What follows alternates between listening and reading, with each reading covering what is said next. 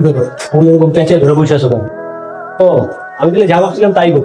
কোনো একটা কাজ তো তোমার যে ঠিকঠাক মতো হয় না, নিশ্চয়ই কাজটা তুমি করছো। বেশি টাকা না দিলে ছাড়বেন না কিন্তু।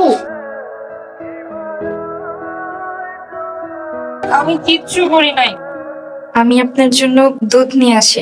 নতুন বউরা তো আগে দুধ খেতে দেয় স্বামীকে। অত ভাই, এখানে আমি একটা দুধের গ্লাস রাখছিলাম, আপনি কি দেখছেন?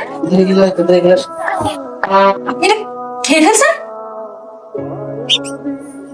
এটা কিসের? দুধের রঙের কোন কালো কেন?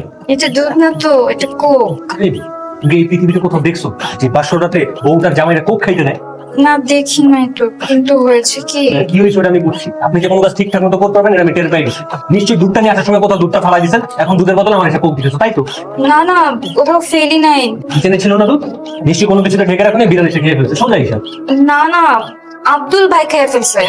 এখন জামাইয়ের জন্য বাসা ঘরে কিছু না কিছু আনতেই হয়, তাই না? কি করবো, ফ্রিজে গেছি, যে দেখছি কোক আছে, তাই কোক নিয়ে চলে আসছি। তোমার কি মাথায় সমস্যা? দুধ আর কোক কেমনে তোমার এক মনে হয়? দুধের কাজ দুধ করবে, কোকের কাজ কোক করবে। আচ্ছা, আমার একটা কথা বলতো, সকাল থেকে আমার এভাবে বিরক্ত করতেছো কেন? তুমি ইচ্ছা করে করতেছো না এগুলো আমার সাথে?